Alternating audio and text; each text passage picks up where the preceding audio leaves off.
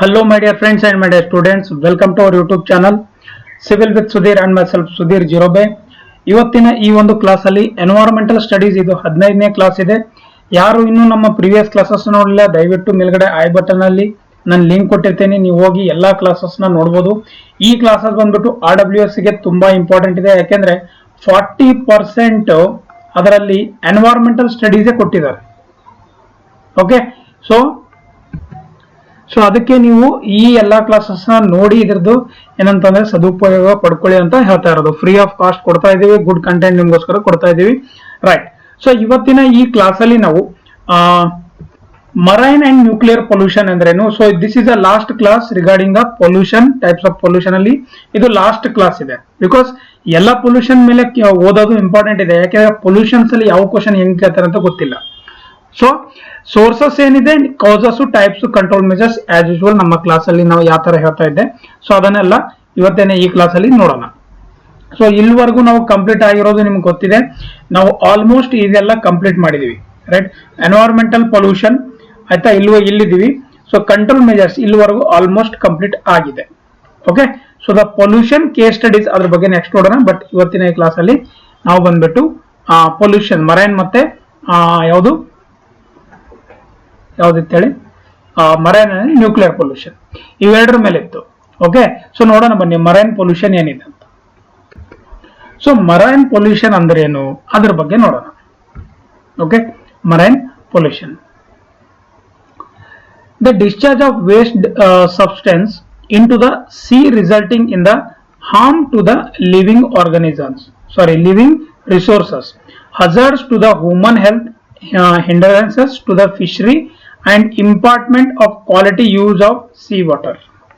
Okay, that is a quality use of sea water. ಅಂದ್ರೆ ಈಗ ಇಲ್ಲಿ ನೋಡಬಹುದು, ನೀವು ಇಲ್ಲಿ ನೋಡಿ, ಈ ಇದರಲ್ಲಿ ನಿಮ್ಗೆ ಕಾಣಿಸ್ತಾ ಇದೆ ಆಯ್ತಾ.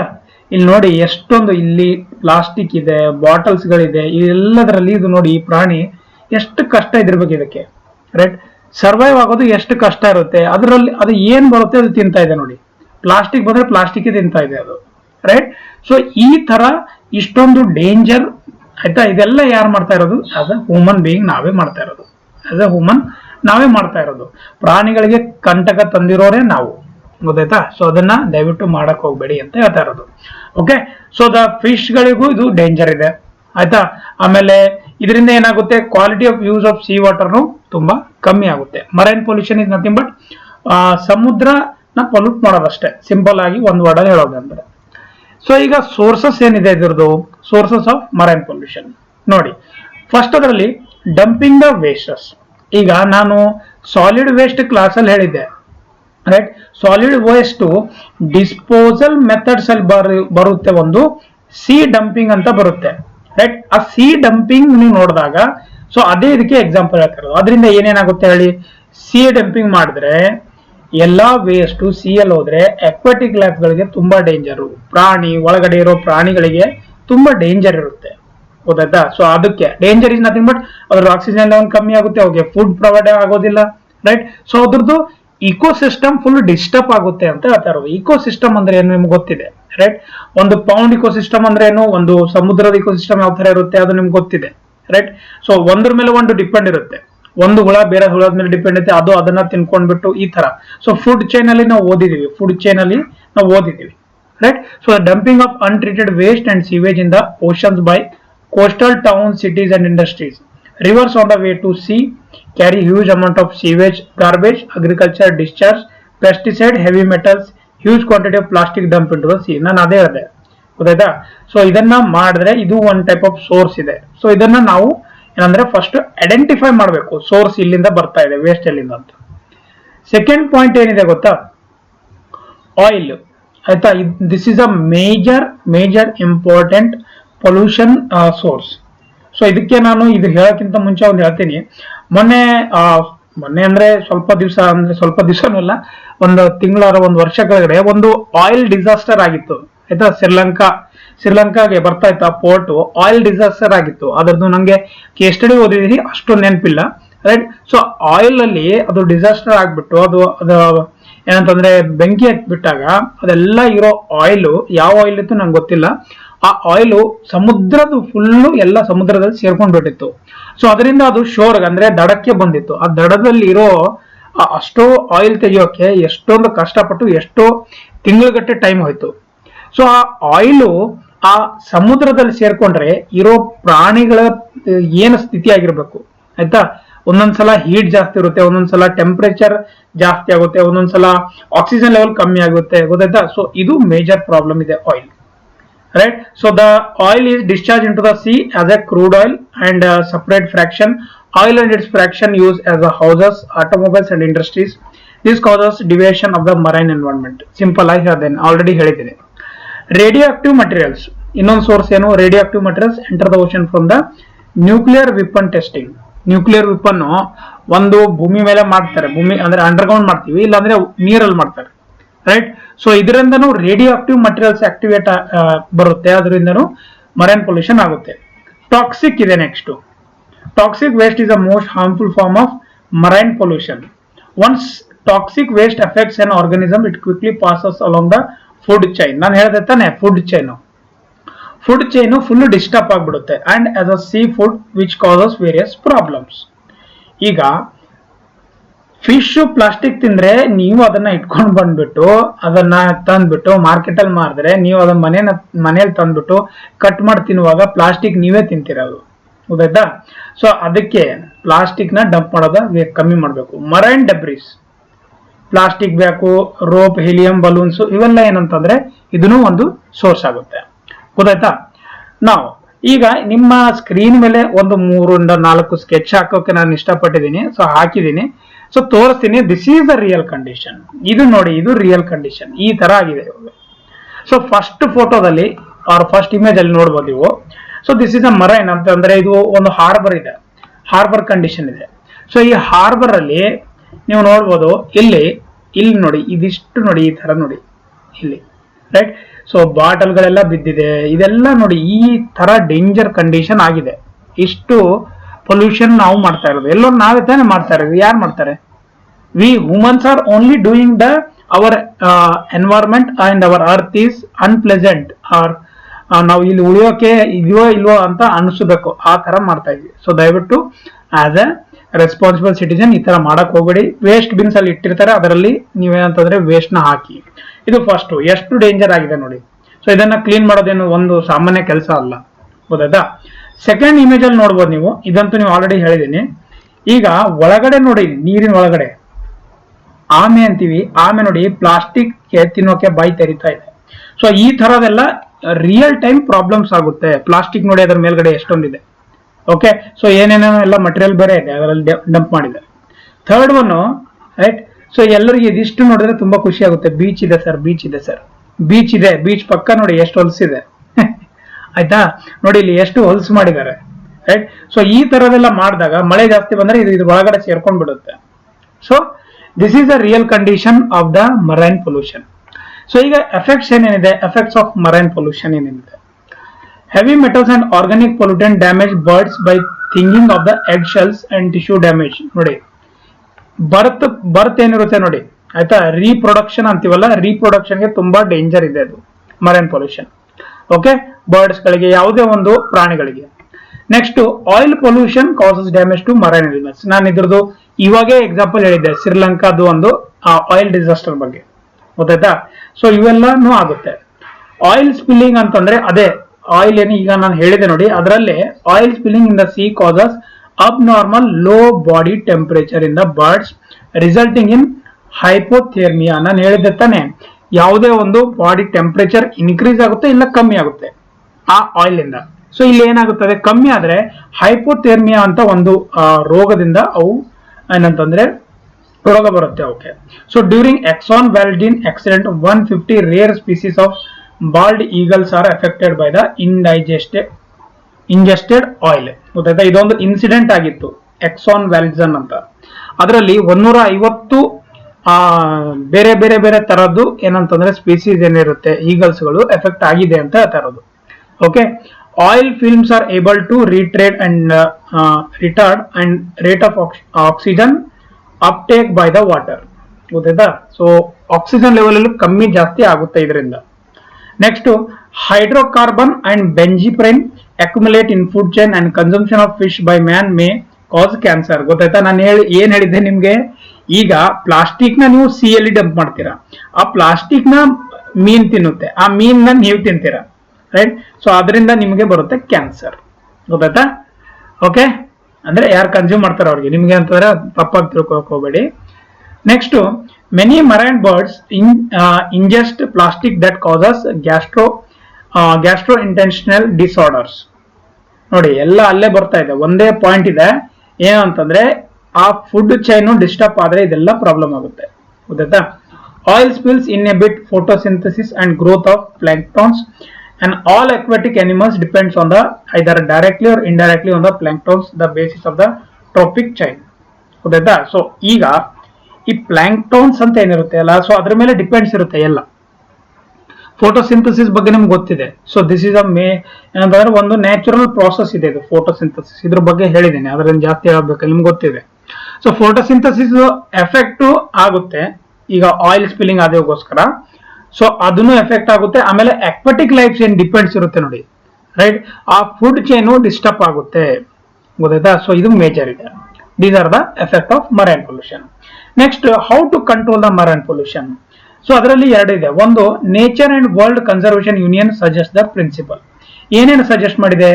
Industrial unit on the coastal line should be equipped with the pollution control instrument. ಆಯ್ತಾ? ಪೊಲ್ಯೂಷನ್ ಕಂಟ್ರೋಲ್ ಇನ್ಸ್ಟ್ರೂಮೆಂಟ್ ನ ಇಕ್ವಿಪೈ ಮಾಡಬೇಕು ಕೋಸ್ಟಲ್ ಲೈನ್ಸ್ ಅಲ್ಲಿ, ರೈಟ್? ಸೊ ಅದಾದ್ಮೇಲೆ urban growth near the coast should be regulated. ಈಗ ಇದು ಕೋಸ್ಟ್ ಇದೆ ಅಂತಂದ್ರೆ ಇಲ್ಲಿ ಯಾವುದೇ ತರ ಏನಂತಂದ್ರೆ ಕನ್ಸ್ಟ್ರಕ್ಷನ್ ನ ನಾವು ಏನಂತಂದ್ರೆ ಕಂಟ್ರೋಲ್ ಮಾಡಬೇಕು ಅಂತ ಹೇಳ್ತಾ ಇರೋದು, right? That is a very very difficult task ಅಂತ ಹೇಳ್ಬೋದು. ಯಾಕಂದ್ರೆ ಇಲ್ಲಿ ಇದೆ ಅಂತಂದ್ರೆ ನೇಚರ್ ನ ಎಂಜಾಯ್ ಮಾಡಕ್ಕೆ ಬರ್ಬೇಕಂದ್ರೆ ಇಲ್ಲಿ ಟೂರಿಸಂ ನ ಡೆವಲಪ್ ಮಾಡ್ತಾರೆ. ಟೂರಿಸಂ ಡೆವಲಪ್ ಮಾಡ್ಬೇಕಂದ್ರೆ ಹೋಟೆಲ್ಸ್ ಮಾಡ್ತಾರೆ, ಲಾಡ್ಜ್ ಮಾಡ್ತಾರೆ, ಏನೇನೋ ಮಾಡ್ತಾರೆ, ರೆಸಾರ್ಟ್ಗಳು ಮಾಡ್ತಾರೆ. ಸೊ ಅದರಿಂದ ಪೊಲ್ಯೂಷನ್ ಜಾಸ್ತಿ ಆಗೇ ಆಗುತ್ತೆ.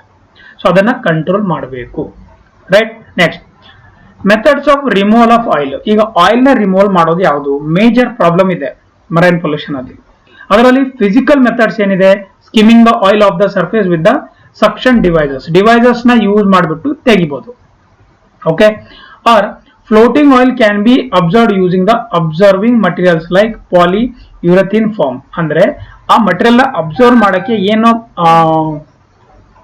ಏನಿದೆ ಹೇಳಿ ಮಟೀರಿಯಲ್ ಬೇಕಾಗುತ್ತೆ ಅಬ್ಸರ್ವ್ ಮಾಡೋಕೆ, ಅಂದ್ರೆ ಅದರ ಜೊತೆ ಅದು ಮಿಕ್ಸ್ ಆಗಬೇಕು ಅಂತ ಮಟೀರಿಯಲ್, ಅದು ಯಾವುದು? ಪಾಲಿ ಯುರಥಿನ್ ಫೋಮ್, ಅದು ಯೂಸ್ ಮಾಡಬೇಕು ಅಂತ ಹೇಳ್ತಾ ಇರೋದು. ಎರಡು point. Third, chopped straw and sawdust also use to absorb the oil from the sea water. ಅಂದ್ರೆ ಸಾ ಡಸ್ಟ್ ಏನಿರುತ್ತೆ ನೋಡಿ, ಕಟ್ಟಿಗೆ, ಅದು ರೈಟ್? ಅದನ್ನು ಯೂಸ್ ಮಾಡಬಹುದು ಅಂತ ಹೇಳ್ತಾ ಇರೋದು. ಕಟ್ಟಿಗೆ ಅದ್ರೊಳಗೆ ಹಾಕ್ತಾರೆ, ಕಟ್ಟಿಗೆಗೆ ಎಣ್ಣೆ ಮಿಕ್ಸ್ ಆಗ್ಬಿಡುತ್ತೆ, ಸೊ ಅದರಿಂದನೂ ತೆಗಿಬಹುದು ಅಂತ ಹೇಳ್ತಾ ಇರೋದು. Chemical methods like dispersion, emulsification and using chemical additives are also used ಅಂತ ಹೇಳ್ತಾ ಇರೋದು. So these are all the control of marine pollution ಯಾವ ತರ ಮಾಡಬೇಕು. ಈಗ ಪ್ರೊಟೆಕ್ಟಿವ್ ಮೆಥಡ್ಸ್ ಏನಿದೆ, ಮೆಥಡ್ಸ್ ಬಗ್ಗೆ ನೋಡೋಣ. Municipal and industrial waste should be treated before disposing into the sea. ಇದಂತೂ ನಿಮ್ಗೆ ಗೊತ್ತಿದೆ. ಡಿಸ್ಪೋಸ್ ಅಂತಂದ್ರೆ ಅದನ್ನು ಟ್ರೀಟ್ಮೆಂಟ್ ಮಾಡಿ ನಾವು ಡಿಸ್ಪೋಸ್ ಮಾಡಬೇಕು, ಇಲ್ಲ ಅಂದ್ರೆ ಮರೈನ್ಗೆ ಏನೇನ್ ತೊಂದರೆ ಆಗುತ್ತೆ? ಡಿಸಾಲ್ವ್ಡ್ ಆಕ್ಸಿಜನ್ ಕಮ್ಮಿ ಆಗುತ್ತೆ, ವಾಟರ್ ಪೊಲ್ಯೂಷನ್ ಆಗುತ್ತೆ, ಆಯ್ತಾ? ಸೊ ಅಕ್ವಾಟಿಕ್ ಲೈಫ್ಸ್ ಮೇಲೂ ತುಂಬಾ ಡೇಂಜರ್ ಎಫೆಕ್ಟ್ ಆಗುತ್ತೆ. Coastal waste are periodically analyse for detecting pollution level. Coastal waste ಏನಿರುತ್ತೆ ಅದನ್ನ ನಾವು ಅನಲೈಸ್ ಮಾಡಿಬಿಟ್ಟು ಪೊಲ್ಯೂಷನ್ ಲೆವೆಲ್ ಯಾವ ಲೆವೆಲ್ ಅಲ್ಲಿ ಇದೆ ಅಂತ ಡಿಟೆಕ್ಟ್ ಮಾಡಿ ಅದನ್ನ ಆ ಲೆವೆಲ್ ನ ಡಿಸೈಡ್ ಮಾಡಿಬಿಟ್ಟು ಅಲ್ಲಿ ನಾವು ಏನೇ ಡೆವಲಪ್ಮೆಂಟ್ ಇದ್ರೂ ನಾವು ಕಂಟ್ರೋಲ್ ಮಾಡಬೇಕು. Next, soil erosion in the coastal and land should be arrested be suitable techniques ನ ಯೂಸ್ ಮಾಡಬೇಕು. ಲ್ಯಾಂಡ್ ಸ್ಲೈಡ್ಸ್, ಈಗ ಅಸ್ಸಾಂ ಅಲ್ಲಿ ಎಷ್ಟೊಂದು ಮಳೆ ಬರ್ತಾ ಇದೆ ಗೊತ್ತಾಯ್ತಾ? ಸೊ ಅಸ್ಸಾಂ ಅಲ್ಲಿ ಎಷ್ಟೊಂದು ಮಳೆ ಬರ್ತಾ ಇದೆ, ಸೊ ಅಲ್ಲಿ ಎಷ್ಟು ಲ್ಯಾಂಡ್ ಸ್ಲೈಡ್ಸ್ ಆಗ್ತಾ ಇದೆ, right? So that is have to be analyse before. Recreation beaches should be maintain to meet hygienic and aesthetic standard. So ಅದನ್ನ ಹೈಜೆನಿಕ್ ಆಗಿ ಮೇಂಟೈನ್ ಮಾಡಕ್ಕೆ ನಾವು ಟ್ರೈ ಮಾಡಬೇಕು. ಸೊ ಇವೆಲ್ಲ ಪ್ರೊಟೆಕ್ಟಿವ್ ಮೆಥಡ್. ಸೊ ಇದಿಷ್ಟು ಇವಾಗ ನಿಮ್ಗೆ ಹೇಳಿರೋದು ಏನ್ ಹೇಳಿ, ಇದಿಷ್ಟು ಬಂದ್ಬಿಟ್ಟು ಇವೆಲ್ಲ ಮರೈನ್ ಪೊಲ್ಯೂಷನ್. ಈಗ ನ್ಯೂಕ್ಲಿಯರ್ ಪೊಲ್ಯೂಷನ್ ಏನಿದೆ ಅದೊಂದು ಸಣ್ಣ ಟಾಪಿಕ್ ಇದೆ, ಅದನ್ನು ಮುಗಿಸ್ಬಿಡ್ತೀನಿ. Nuclear pollution is a physical pollution of the air, water and soil by the radioactive material. ಈಗ ರೇಡಿಯೋ ಆಕ್ಟಿವ್ ಮಟೀರಿಯಲ್ ಎಲ್ಲಿಂದ ಬರುತ್ತೆ? ಸೊ ಏನೇನ್ ಸೋರ್ಸಸ್ ಇದೆ ಅಂದ್ರೆ, ಈ ನ್ಯೂಕ್ಲಿಯರ್ ಪೊಲ್ಯೂಷನ್ಗೆ ಎರಡು ಸೋರ್ಸ್ ಇದೆ. ಒಂದು ನ್ಯಾಚುರಲ್ ಸೋರ್ಸ್ ಇದೆ, ಒಂದು ಮ್ಯಾನ್ ಮೇಡ್ ಸೋರ್ಸ್ ಇದೆ. ಫಸ್ಟ್ ನ್ಯಾಚುರಲ್ ಸೋರ್ಸ್ ಎಲ್ಲೆಲ್ಲಿ ಬರುತ್ತೆ, cosmic rays from the outer space, ಆಯ್ತಾ, ಹೊರಗಡೆಯಿಂದ ಏನ್ ಬರುತ್ತೆ ನೋಡಿ ಅದು. Emission from the radioactive materials in the earth crust. Earth crust ಅಲ್ಲಿ ಏನೇ ಒಂದು ಆದ್ರೆ, for example rocks, marine sediments, ಇವೆಲ್ಲ ನ್ಯಾಚುರಲ್ ರಿಸೋರ್ಸಸ್ ಇದೆ, ರೈಟ್. ಇದು ಸೋರ್ಸ್ ಇದೆ, ರೈಟ್. ಸೊ ಇದರಿಂದನೂ ಆಗುತ್ತೆ ನ್ಯಾಚುರಲ್ ರಿಸೋರ್ಸಸ್. ಈಗ ಲಾವಾ ಬರುತ್ತೆ ನೋಡಿ, ಸೊ ಅದು ಒನ್ ಟೈಪ್ ಪೊಲ್ಯೂಷನ್ ಆಗುತ್ತೆ ತಾನೆ, ಅದು ತುಂಬಾ ಡೇಂಜರ್ ಅಂದ್ರೆ ಡೇಂಜರ್, ಡಿಸ್ಟ್ರಾಕ್ಷನ್ಸ್ ಕ್ರಿಯೇಟ್ ಮಾಡುತ್ತೆ ಅದನ್ನು, ಆಯ್ತಾ. ಸೊ ಇದಿಷ್ಟು ಬಂದ್ಬಿಟ್ಟು natural resources, nuclear pollution. Man made ಅಂತೂ ಕೇಳಬೇಡಿ, ನೋಡಿ ಲಿಸ್ಟ್ ನೋಡಿ ಎಷ್ಟಿದೆ ಲಿಸ್ಟ್, ಆಯ್ತಾ. ಎಷ್ಟು ಹೋಲ್ಸ್ ಮಾಡ್ತಾ ಇದೀವಿ ಎನ್ವೈರನ್ಮೆಂಟ್ಗೆ. ದಯವಿಟ್ಟು ಇದರಿಂದ ತಿಳ್ಕೊಂಡ್ಬಿಟ್ಟು ಇದು ಆದ್ಮೇಲೆ ಆದ್ರೆ ಆಕ್ಟ್ ಮಾಡಿ. Mining and processing of radioactive ores. Mining ಮಾಡಿದಾಗ ಮ್ಯಾನ್ ಮೇಡ್ ನ್ಯೂಕ್ಲಿಯರ್ ಏನಂತಂದ್ರೆ ರೇಡಿಯೋ ಆಕ್ಟಿವ್ ಮಟೀರಿಯಲ್ಸ್ ಕ್ರಿಯೇಟ್ ಆಗುತ್ತೆ. Use of radioactive materials in the power plants. Power plants ಅಲ್ಲಿ ರೇಡಿಯೋ ಆಕ್ಟಿವ್ ಮಟೀರಿಯಲ್ ಯೂಸ್ ಮಾಡ್ತೀವಿ, ಅದರಿಂದನೂ ಆಗುತ್ತೆ.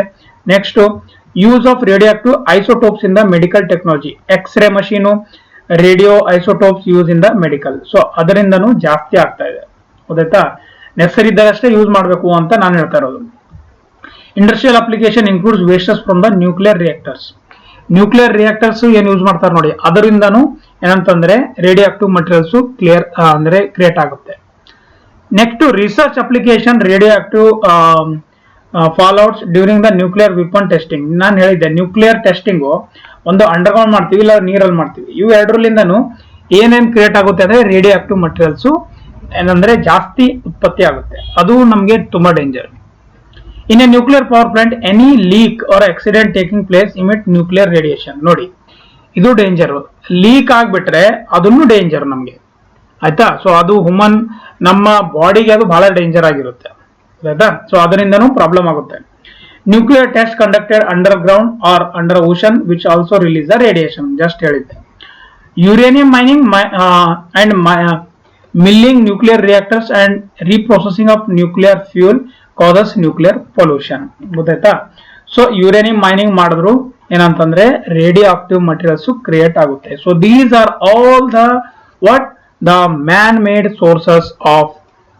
Due to these activities there may be an increase in the radioactive materials or rays ಆಗಿ ಅದು ನಮ್ಮ body ಮೇಲೆ effect ಆಗುತ್ತೆ ಅಂತ ಹೇಳ್ತಾ ಇರೋದು. Done. So this is about the sources of the nuclear pollution. ನೋಡಿ ಈಗ ಇಲ್ಲಿ ಸರಿ ಇದೊಂದು ಸ್ಕೆಚ್ ಹಾಕಿದಾರಲ್ಲ ಅಂತ, ರೈಟ್. ಸೊ ಇದಕ್ಕೆ ಒಂದು ಬೆಸ್ಟ್ ಎಕ್ಸಾಂಪಲ್ ಹೇಳ್ತೀನಿ. ಈಗ ಇವೆಲ್ಲ ಕೂಲಿಂಗ್ ಟವರ್ ಇದೆ, ಇದು ನ್ಯೂಕ್ಲಿಯರ್ ಪವರ್ ಪ್ಲಾಂಟ್ ಇದೆ ಅಂತ ತಿಳ್ಕೊಳ್ಳಿ. ಇದರಿಂದ ಏರ್ ಪೊಲ್ಯೂಷನ್ ಆಗ್ತಿದೆ. ಫಸ್ಟ್ ನೀವು ನೋಡ್ಬೋದು, ಇಲ್ಲಿ ನೋಡಿ ಹೆಂಗ್ ಹೋಗ್ತಾ ಇದೆ ಇದು, ಓಕೆ. ಸೊ ಇದು ಹಿಂಗ್ ಹೋಗ್ತಾ ಇದೆ. ಸೊ ಇವೆಲ್ಲ ಕೂಲಿಂಗ್ ಇದೆ.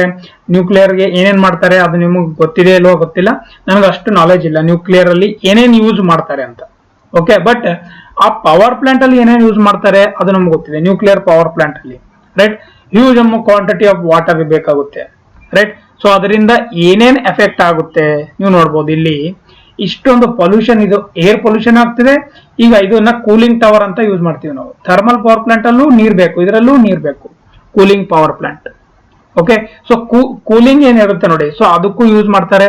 ಸೊ ಅದರಿಂದ ಎಫೆಕ್ಟ್ ನಮ್ಗೆ ನೇಚರ್ ಮೇಲೆ ಆಗುತ್ತೆ, ಟೆಂಪರೇಚರ್ ಇನ್ಕ್ರೀಸಸ್ ಆಗುತ್ತೆ, ಗೊತ್ತಾಯ್ತಾ. ಸೊ ಈ ತರದ್ದು ಇದೆ ಇದು ಎಫೆಕ್ಟ್ ಆಫ್ ನ್ಯೂಕ್ಲಿಯರ್ ಪೊಲ್ಯೂಷನ್. ಇದರಲ್ಲಿ ಎರಡು ಇರುತ್ತೆ, ರೈಟ್. ಸೊ ಇದು ಎಫೆಕ್ಟ್ ಯಾವ್ದ್ರ ಮೇಲೆ ಆಗುತ್ತೆ, radiation, dependent on the level of kind of radiation, duration of the exposure and the type of cells ಯಾವ್ಯಾವ್ದು ಕ್ರಿಯೇಟ್ ಆಗ್ತದೆ ಅದ್ರ ಮೇಲೆ ಇರುತ್ತೆ. ಸೊ ಎಫೆಕ್ಟ್ಸ್ ಅಲ್ಲಿ ಎರಡು ಪಾಯಿಂಟ್ ಇಂಪಾರ್ಟೆಂಟ್ ಇದೆ, ಸೊಮ್ಯಾಟಿಕ್ ಅಂಡ್ ಜೆನೆಟಿಕ್ ಅಂತ ಇದೆ. ಸೊ ಸೊಮ್ಯಾಟಿಕ್ ಎಫೆಕ್ಟ್ ಮತ್ತೆ ಜೆನೆಟಿಕ್ ಎಫೆಕ್ಟ್ ಅಂದ್ರೆ ಏನು? First somatic effect. Somatic effect the function of the cells and the organs.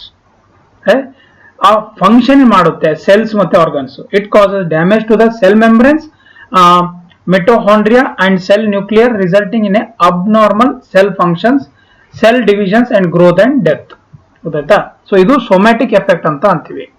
ಅಂದ್ರೆ ನ್ಯೂಕ್ಲಿಯರ್ ಪವರ್ ಒಂದು ಪೊಲ್ಯೂಷನ್ ಲೆವೆಲ್ ಅಲ್ಲಿ ಬಂದ್ರೆ, ಒಂದು ಎನ್ವೈರನ್ಮೆಂಟಲ್ ಬಂದ್ರೆ, ಇಲ್ಲ ಅಂತಂದ್ರೆ ನಮ್ಮ ಹ್ಯೂಮನ್ ಬಾಡಿ ಮೇಲೆ ಬಂದ್ರೆ, ಆರ್ ಪ್ರಾಣಿಗಳಲ್ಲಿ ಬಂದ್ರೆ ಏನೇನಾಗುತ್ತೆ ಸೊಮ್ಯಾಟಿಕ್ ಎಫೆಕ್ಟ್ ಅಲ್ಲಿ ಅಂದ್ರೆ ಅದರಲ್ಲಿ ಏನಾಗುತ್ತೆ, ಸೆಲ್ ಫಂಕ್ಷನ್ಸ್ ಅಲ್ಲಿ ತುಂಬಾ ಚೇಂಜಸ್ ಆಗುತ್ತೆ, ಡಿವಿಷನ್ಸ್ ಆಗುತ್ತೆ, ಗ್ರೋತ್ ಮತ್ತೆ ಡೆತ್ ಆಗೋ ಚಾನ್ಸಸ್ ಇರುತ್ತೆ ಅಂತ ಹೇಳ್ತಾ ಇರೋದು ಸೊಮ್ಯಾಟಿಕ್ ಎಫೆಕ್ಟ್.